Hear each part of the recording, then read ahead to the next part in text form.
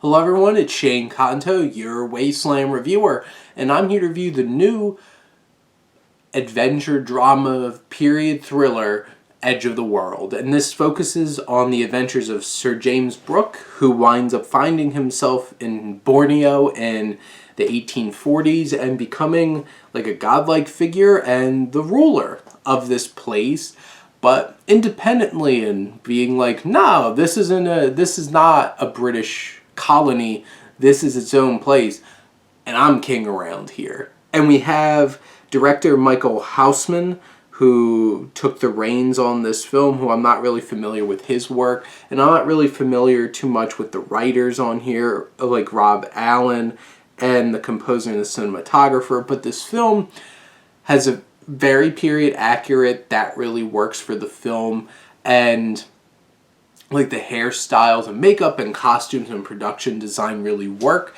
in terms of creating this time and place in history.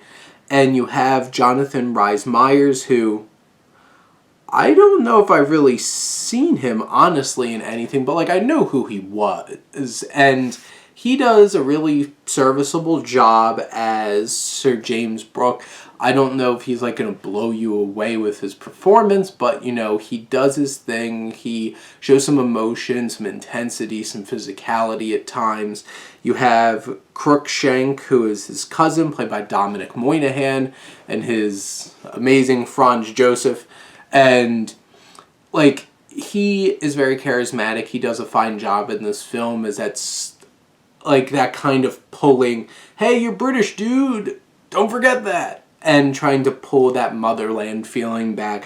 You have Ralph Ineson, who pops up here as Sir Edward Beach, and he's just fun when he's on screen. I enjoy him.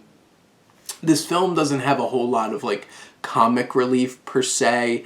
It's pretty serious and dour kind of film. The whole cinematography about how it's shot looks very gray and moody and dark. And that works for this film because like you're out in the thick of it. There's some brutality, there's some gore, there's some really shocking moments that happen as the action heightens. There's a lot going on here, and at times the narrative feels very procedural and just like, here's a history lesson of blah, blah, blah, blah, blah, blah, blah, and how things are going. The film sets you up at the beginning with some beautiful looking text on like mappish looking graphics, and they do it at the end as well, and I appreciated that. It really captured the time period and really fit in line with that. But this film definitely has some moments that stand out for it. It also has long stretches of time that are just kind of forgettable, and you don't really feel too connected. And you have Meyers' character Brooke, who is developing this relationship with this native woman and really like becoming a part of this society.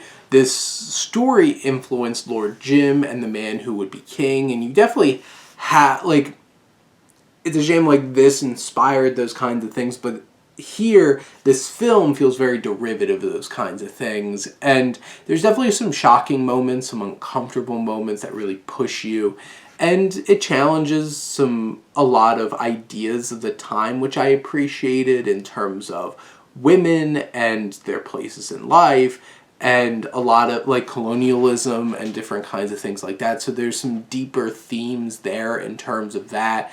But in the end, I feel like Edge of the World is a really just passable, solid, somewhat enjoyable period drama that has some thrills thrown in, some action, some gore.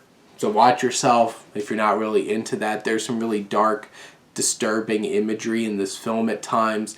And Meyers does a really solid job of carrying this film to what it is, which I think is a watchable and pretty interesting look into history.